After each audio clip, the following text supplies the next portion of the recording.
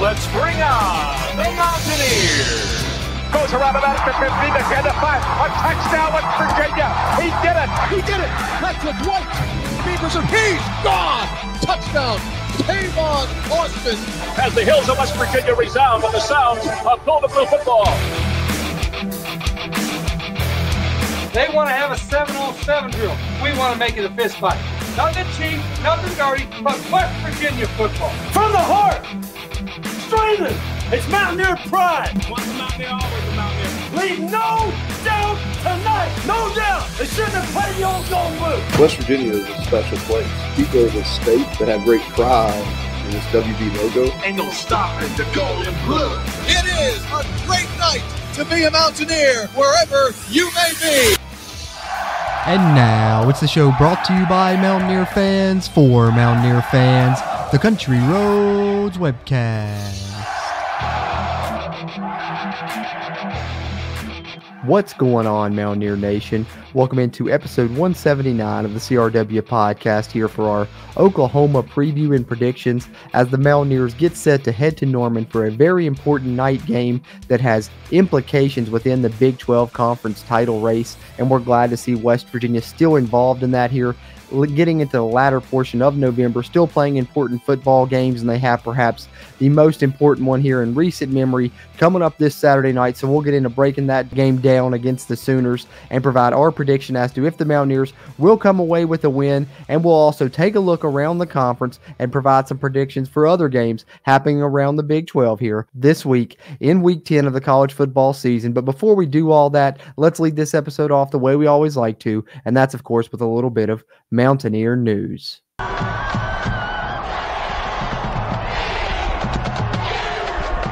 All right, leading off Mountaineer news this week, some of you all probably have seen this already, but wanted to recap the Players of the Week provided by the team for the win over BYU. We know when West Virginia has their victories, they provide their Players of the Week. So if you're watching this on the video side, I'll share it on the screen. You can see these names, but I'll read it out for you guys that are tuned in on the audio side. But as I mentioned that, want to say appreciate you guys tuning in this episode. Either way that you choose to do so, you can find the video version, of course, on the Country Roads Webcast YouTube or on the web there at wvsportsnow.com, and we're very appreciative of them and being a part of the Sports Now family of networks. If you're tuned into that version, do us a favor, hit that thumbs up button, give us a like. Really helps this video's performance, which in turn helps future videos performances as well. And if you're a West Virginia fan, Big 12 fan, college football fan, be sure hit that subscribe button. Helps us, helps you, helps get more of this Mountaineer sports content out to Mountaineer Nation. And if you are listening on the audio side, you can find that on any podcast platform you like: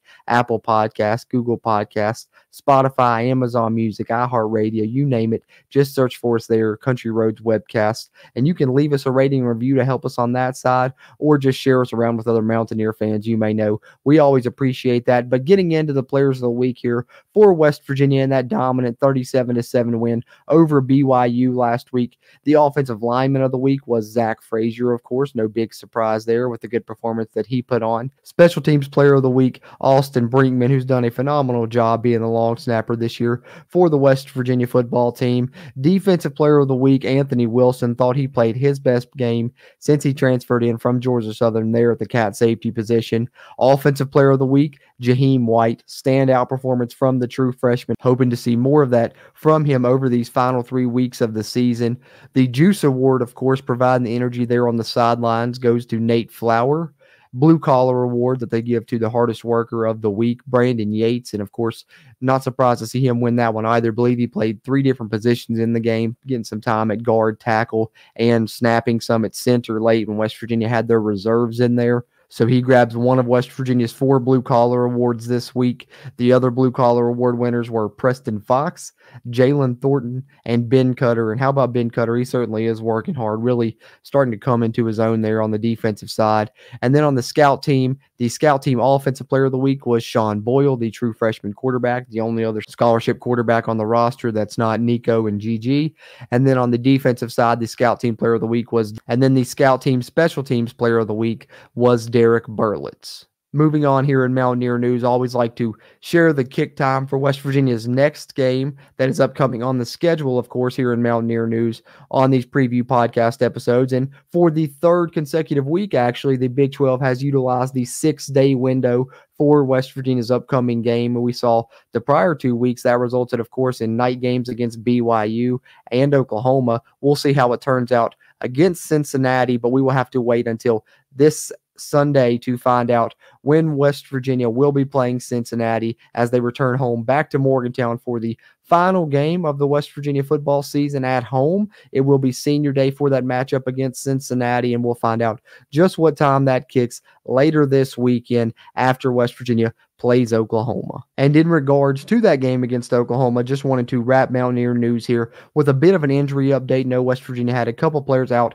on the offensive side for that game against BYU, those being Doug Nestor along the offensive line, and we were hoping to finally have the full strength offensive line back for the first time in a long time for West Virginia if they can get Doug Nestor back for this game against Oklahoma. But at this time, that remains questionable as to if that will be the case. But we do have a bit more of a positive update on the status of Hudson Clement, the West Virginia wide receiver that is super explosive, was leading the nation in yards per reception prior to his injury, and we're hoping to see him come back, and it seems like we will finally get to see that this weekend against Oklahoma. Seems like he will be available, barring any surprising setbacks here over the next 24 hours. Looks like we'll see Hudson Clement return to the West Virginia offense. So bit of positive news there on the injury side as we wrap up Mountaineer news here. And now let's dive into this important game against the Sooners as we talk matchups, provide our key to victory, and score prediction here on episode 179 of the CRW podcast.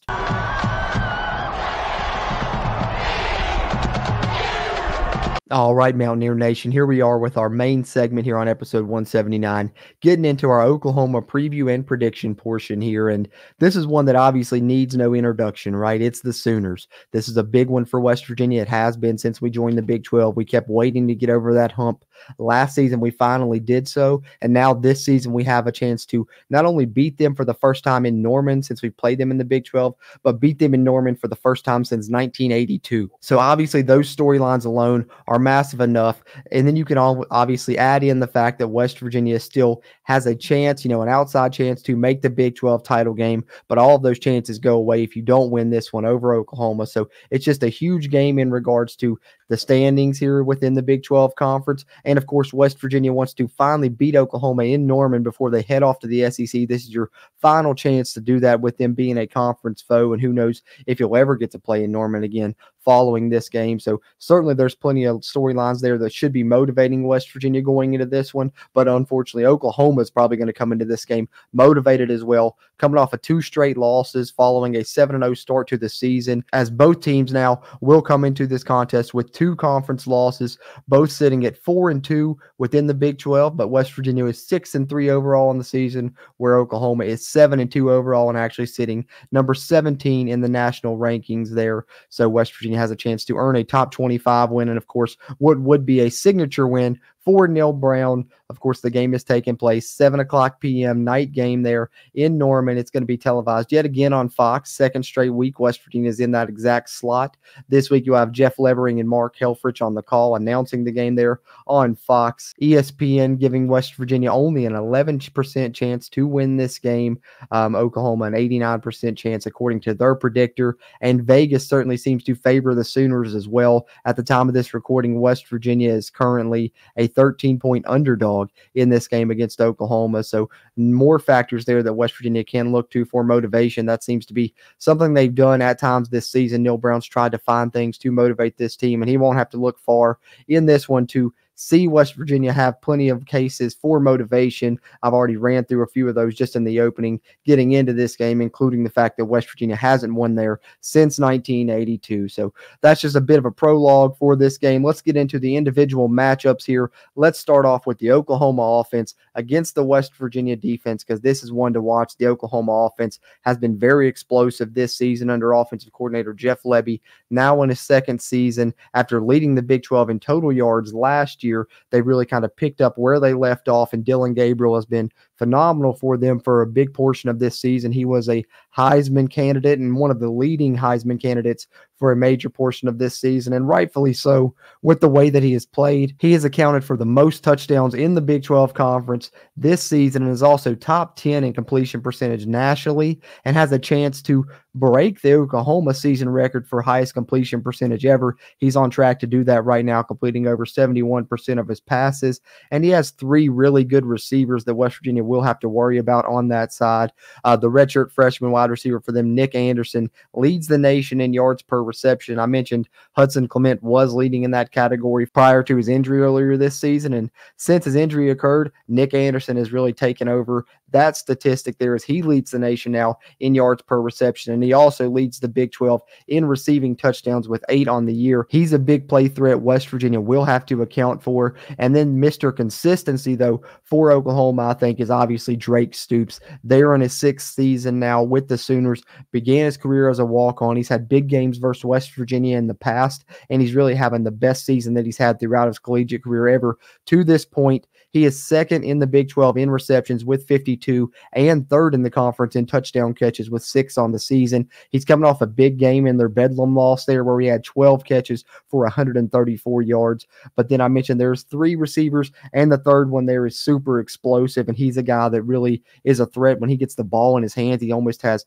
a running back type body. I'm a Carolina Panthers fan, so I've seen a guy like a Laviska Shenault, and that's kind of who Jalil Farouk reminds me of for Oklahoma. He leads the team in yards, actually. So you see 3 different receivers. They're all leading in different ways. Nick Anderson, the big play threat, leading in touchdowns with 8. Stoops leads in receptions. And then you get Farouk leading the team in yardage with 547, which is good for 9th in the Big 12 Conference. So top 10 there in the conference in receiving yardage. He's also the team's kick return weapon and can do damage there for the Sooners. Also, as far as the Oklahoma running game is concerned, obviously, when I mentioned Dillon Gabriel, he can hurt you with his legs as well, has over 250 rushing yards on the season to go along with his explosiveness in the passing game. Tyree Walker is the leading rusher for the Sooners on the season with 444 yards. But here in recent weeks, freshman running back Gavin Sawchuk seems like he's really coming on, and I think that they may start to lean towards him a bit more as this season progresses here towards the end. He's really looked good, including in the game there in Bedlam in their most recent contest, had 111 yards on only 13 carries. So look for him to get some action in the backfield for this game for Oklahoma. So that's just kind of something that West Virginia will have to look to do, is stop that explosive Oklahoma offense. And it's something that West Virginia's struggled to do, and a reason they've struggled against the Sooners in their Big 12 matchups. In the Big 12 matchups against Oklahoma, West Virginia is giving up an average of 42 points per game. So West Virginia is going to have to do a much better job defensively in this one.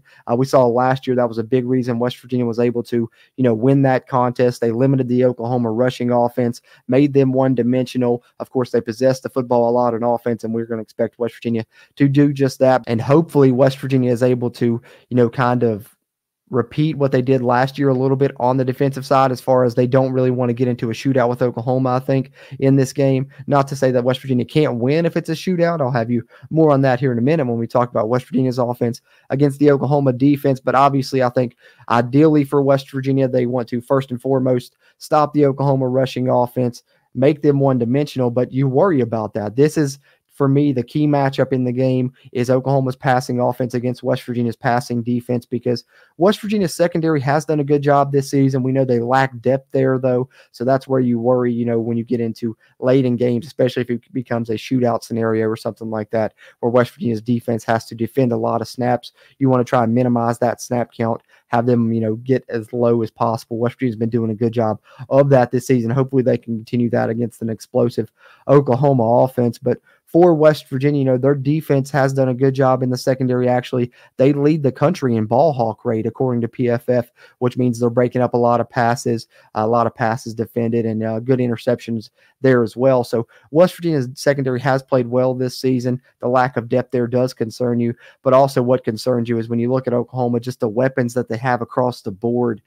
You wonder if they're going to be able to find a matchup that they like. When you have 3 different receivers that I mentioned there, and of course they still have good tight end and Stogner. They have different weapons they can utilize there in the passing game, and of course you still have to account for Dylan Gabriel's legs as well. Beanie Bishop's been fantastic, but you think if Oklahoma chooses to spread West Virginia out and try and attack through the air consistently throughout this game, you wonder if they're going to be able to find a matchup they can pinpoint. Maybe it's Drake Stoops in the slot against some of West Virginia's linebackers, something like that does concern me in this game, and I worry about it turning into a shootout because of those things.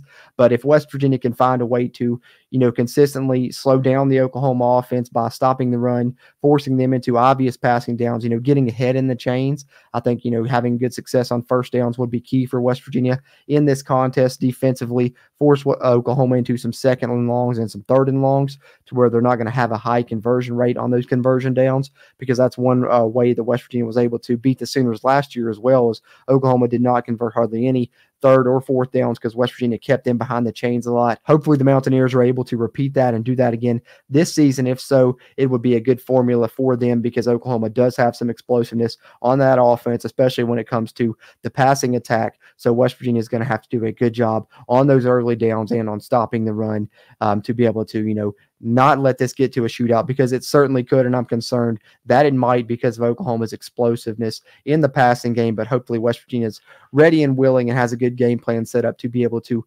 combat that. But those are kind of my thoughts on that side of the matchup. Let's flip it over and talk a little bit about the Oklahoma defense matching up against the West Virginia offense. And that Oklahoma defense, of course, will be coordinated by Ted Roof now in his second season with the Sooners as well. And he has done a great job of drastically improving that Oklahoma defense this season compared to where it was in 2022. They struggled extremely bad last year on that side of the football, and was one of the reasons Oklahoma had a down season last year. And they have certainly improved it, obviously, on the stat sheet. It looks like right now to this point, as Oklahoma ranked 98th in scoring defense in 2022. Thus far this season, they have brought that all the way up to be a top 30 scoring defense in the country, ranking 27th currently coming into this game. And they're also second nationally with 15 interceptions. So they're doing a great job forcing turnovers this year as well. Defensive back Billy Bowman is a big reason that they're able to do that. He's kind of similar to what Beanie Bishop provides for the Mountaineers.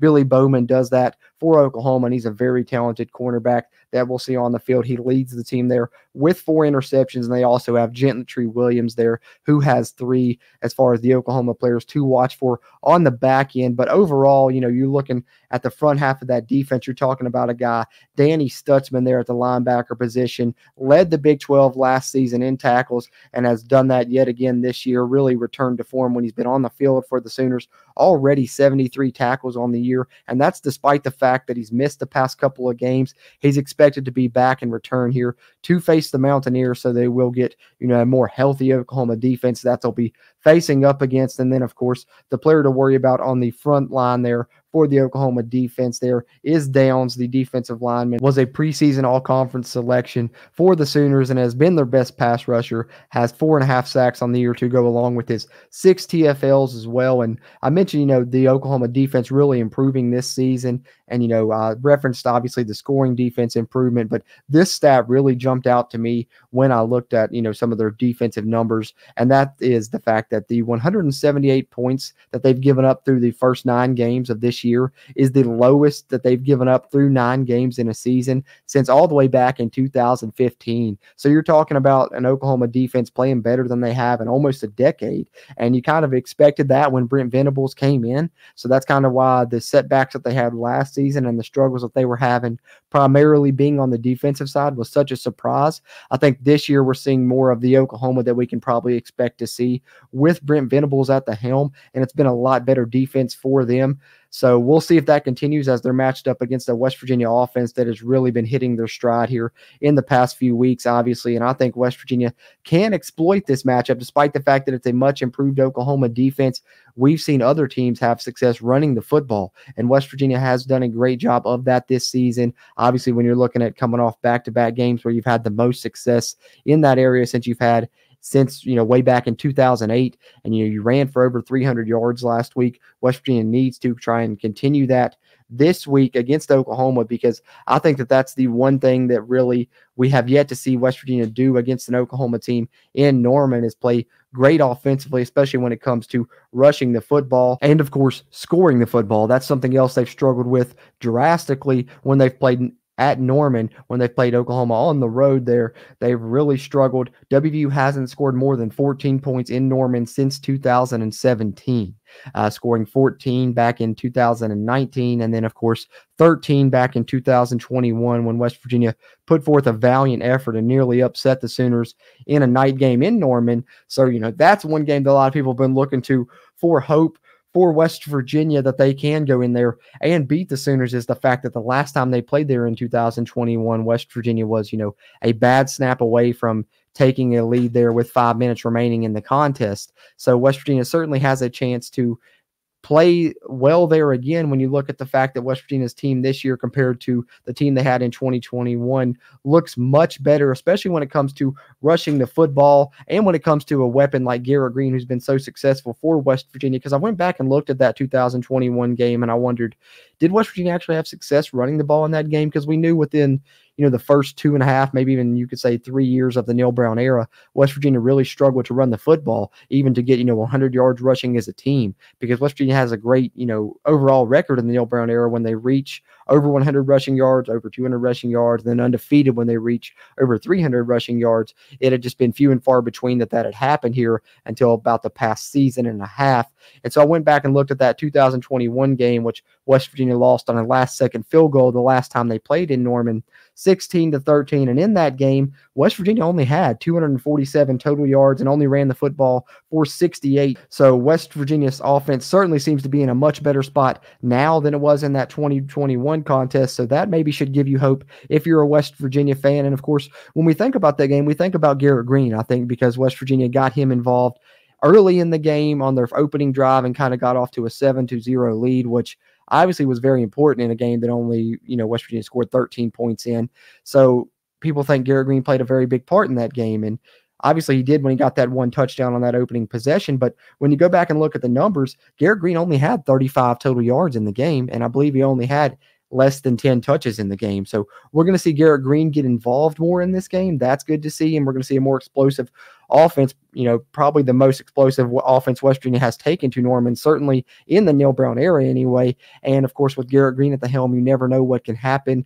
And Garrett Green's the only West Virginia quarterback that has defeated Oklahoma as well. Let's not forget that. So those are just some signs of positivity, some kind of hope I'm trying to put into this matchup when we're looking at the West Virginia offense going up against the Oklahoma defense, because the Oklahoma defense has been pretty good this season, especially in the second half of football games. So if you're circling a quarter to watch, maybe circle the third quarter of this game, because Oklahoma's defense in the second half has been phenomenal throughout most of this season. It's kind of been their calling card. On average, they've only given up 7.8 points per game in the second half this season. They've held two teams to under 100 total yards in the second half of football games, and they've only allowed one third quarter touchdown the entire season. So watch West Virginia against this Oklahoma defense in the third quarter and see what happens. Maybe circle back to that one at the end of the game and see how West Virginia did, if they come out on top of this one or vice versa. We'll see how it looks, but certainly should be an interesting matchup, as both of these units are very improved compared to where they were last season and when these two teams have matched up in recent years. This is one of the strongest Oklahoma defenses, it looks like, on paper that West Virginia will face, and it's definitely in the Neil Brown era the most explosive West Virginia offense that Oklahoma will face as well. So should be a fun matchup to watch on that side as well. So now that we've broken down the matchups a little bit, both on offense and defense, let's get into it here. Time for the fun portion of these preview podcasts always. And of course, that's where we get to share our key to victory and our score prediction here on episode 179 of the CRW podcast.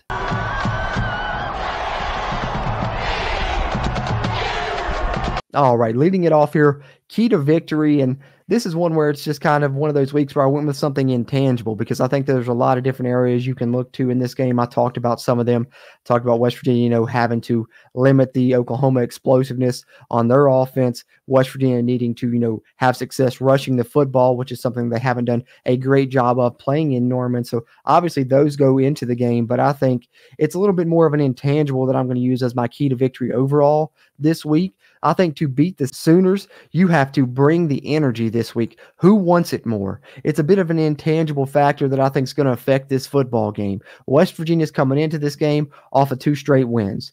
Oklahoma's coming into this game off of 2 straight losses. Both teams are hoping to remain within the Big 12 conference title race. For Oklahoma, they're going to be pissed off probably. Let's just look at it the way that it is. Not only are they coming off of 2 straight losses after a year in which they started 7-0, we're potentially looking at the college football playoffs and a Heisman candidate quarterback. They also just lost what will likely be the final Bedlam game, and they're coming back home to play a night game. So West Virginia should expect an Oklahoma team to come out with a pissed off type of energy, come out really firing on all cylinders and wanting to, play their best football. So in turn, West Virginia is going to have to match that. Not only do you have to do that already when you're playing on the road, but I think you really have to increase that, turn that up to 11, if you will. West Virginia has to bring the energy, matches Oklahoma's energy, and want it just as bad. And not only do they have to want it just as bad, they have to want it more if they want to come out victorious in this football game. And, we looked back a few weeks earlier, we were talking on this preview show that West Virginia had a game against Oklahoma State that I kind of tabbed the contender or pretender game because it was a game where both of those 2 teams were competing to, kind of have the inside track to the Big 12 conference title game. Unfortunately, Oklahoma State came out on top of that one. Now West Virginia will need a little help down the line, but West Virginia can now remain in that race still with the win over Oklahoma in this game. So it's almost like yet again here a few weeks later against another Oklahoma school, you get another, here we are, contender or pretender game, and West Virginia has a chance to, make up for their mistake earlier in the contender-pretender game when they lost to the Cowboys. Now they can go on the road and beat the Sooners, get Neil Brown a signature win. So they certainly should have plenty of factors to motivate in this game, and they should be energized for this game, but they have to bring that energy. They have to want it more. So that's my key to victory for this game against Oklahoma. Now, do I think they'll be able to do it? It's time. It's that time. It's prediction time. Let's get into it here. I talked a little bit in the matchups about something that worries me, and that certainly does worry me. That's the Oklahoma offense, going up against this West Virginia passing defense. Despite the fact that West Virginia has made plays there, Beanie Bishop's been, an absolute bright spot for that unit. West Virginia, as I said, leading the nation in ball hawk rate, doing a great job forcing turnovers, breaking up passes. They're going to have to go out and really showcase that, and they got a chance to prove that on a national stage against one of the nation's best offenses here and one of the nation's best quarterbacks in Dylan Gabriel as well. And so that matchup certainly worries me a little bit looking at this game, and I think that this game could turn into a shootout because of that. But the bright spot that I have is that I think this West Virginia offense is unlike any other that Oklahoma has faced in this Neil Brown era. And they're going to be looking at this Neil Brown era expecting to dominate this West Virginia offense because thus far, as I've said, especially in Norman, they've done just that. So I think the Oklahoma defense is going to come out confident and cocky as they should. West Virginia hasn't scored more than 14 points in Norman since 2017. But also, West Virginia should be motivated by that offensively. They've got a statement to make. They should come out in this game, and if it does turn into a shootout, they should be able to go out and not only compete in that, but they should be able to come out and win a shootout in Norman. And that's what I'm hoping to speak into existence here with my prediction. I think that Neil Brown's done a great job motivating this football team this week. You heard him mention in his radio show the fact that West Virginia hasn't won in Norman since 1982. I feel like he's probably driving that home pretty heavily. I think that West Virginia is going to be a team that comes out energized, and I think they are going to want it more. To go back to my key to victory, I think that it might turn into a shootout. That's what I've got happening here in my prediction. Unfortunately, I hope that I'm wrong and the West Virginia defense comes out and proves me wrong and performs well, and West Virginia wins it in another way. But I'm expecting the West Virginia offense to put on a show. I think that this is Garrett Green's, really big coming out party on a national stage. I think among Mountaineer Nation, we've seen him play well this season. We know what we've got with him, but I think everyone else is about to learn in this game against the Sooners. I think he's going to outduel Dylan Gabriel at the end. West Virginia is going to kick a walk-off field goal for the second straight year against Oklahoma, this time in Norman. They're going to win for the first time since 1982 in a shootout. And the last time West Virginia won there, you know how many points they scored? 41. So I'm saying history repeats itself. They're going to score 41 again. West Virginia is going to beat Oklahoma 41-38. That's what I'm predicting for this Saturday night game in Norman. So there you have it, Mountaineer Nation. My golden blue glasses on, certainly in full effect for that optimistic prediction, as West Virginia has the deck stacked against them, 13-point underdogs. ESPN's FPI predictor, giving Oklahoma an 89% chance to win. But we've seen this before, and we've seen it before against the Sooners. So, I'm just hoping that history continues to repeat itself in this one, and West Virginia finds a way to get it done in Norman. And I'm remaining optimistic and trying to will it into existence and speaking it into existence here with those golden blue glasses on. So hopefully I'm correct, but would love to hear how you guys are feeling about this one as well. Drop your thoughts in the comments. Share those with us. We appreciate those interactions as we continue to try and grow the Country Roads Webcast community throughout Mountaineer Nation. But we also have some other predictions to make here. There's some other good games here around the Big 12 Conference in Week 11. So let's take a look at some of those and provide predictions for those as we get set to wrap up our Oklahoma preview and predictions episode here on the Country Roads Webcast by taking a look around the Big 12.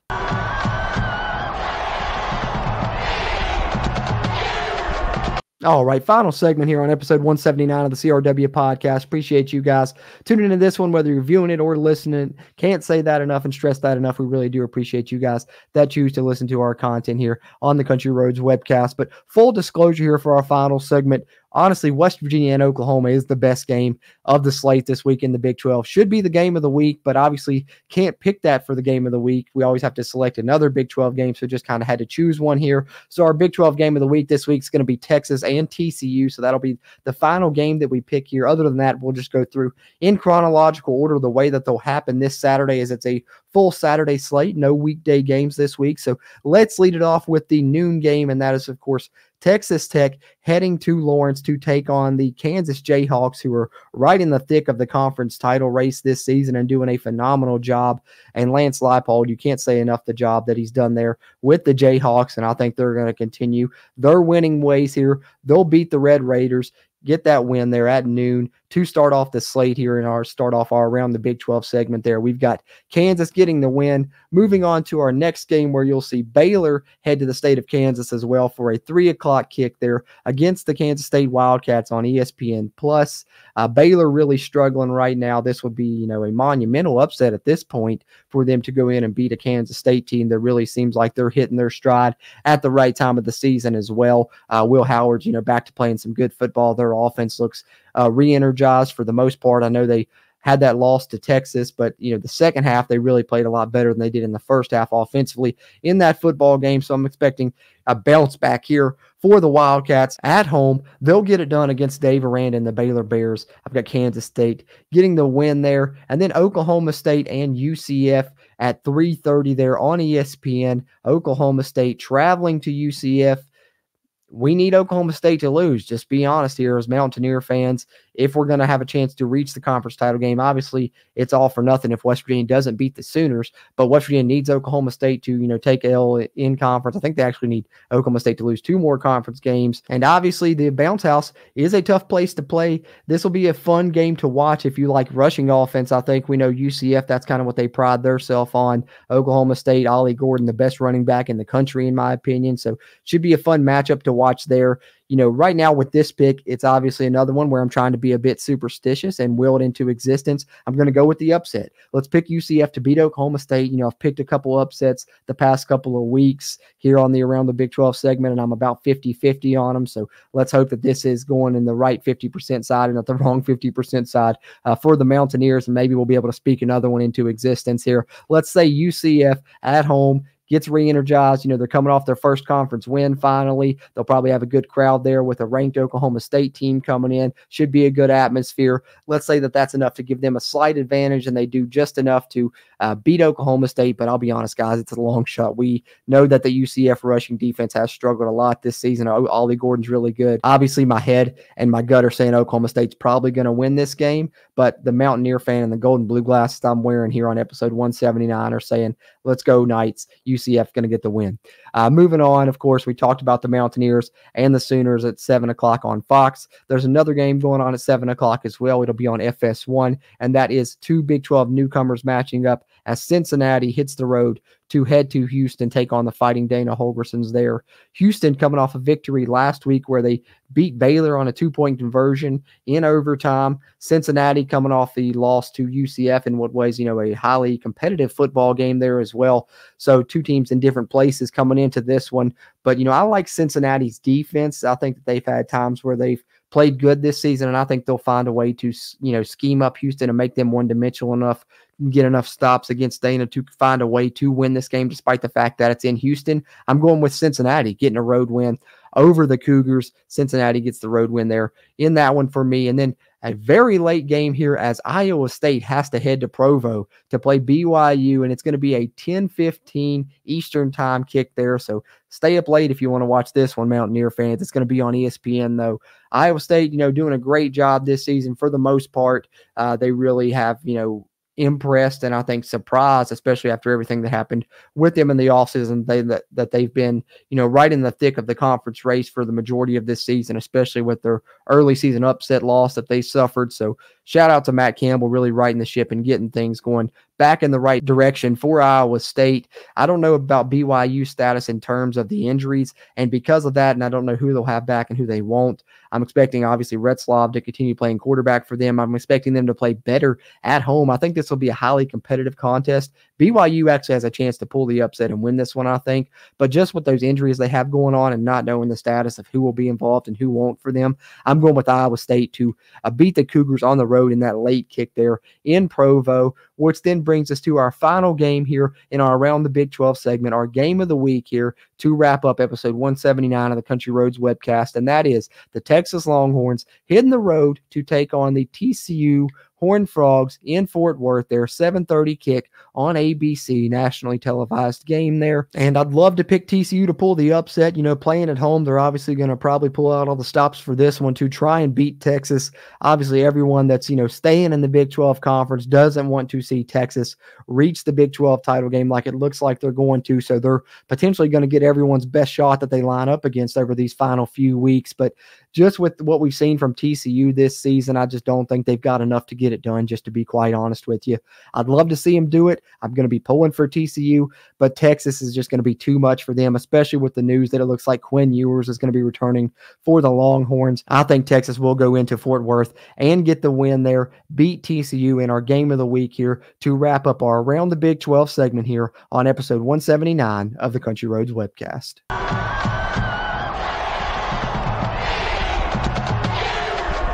All right, Mountaineer Nation. So that will pretty much get ready to wrap us up here on Season 6, Episode 179 of the Country Roads Webcast. Really appreciate you guys for tuning into this one. We've dove in on the matchups against the Sooners, provided our key to victory and score predictions, as well as some predictions for these games going on in Week 11 here around the Big 12, and excited to watch some of those. But most importantly and most excited for the Mountaineers to play a night game in Norman and hopefully put on a good performance in Norman and put on some more offense than they have in their recent performances there against the Sooners. And I'm expecting this to be a really fun contest, and hopefully we're talking about a monumental West Virginia victory following that contest. But nonetheless, we'll be back to talk about it with you guys immediately following its conclusion. You can catch us hosting the Voice of College Football post-game show on the West Virginia Voice of College Football channel and the Big 12 Voice of College Football channel, and we'll post exactly when and where that will be and links to it on our social media. So be sure,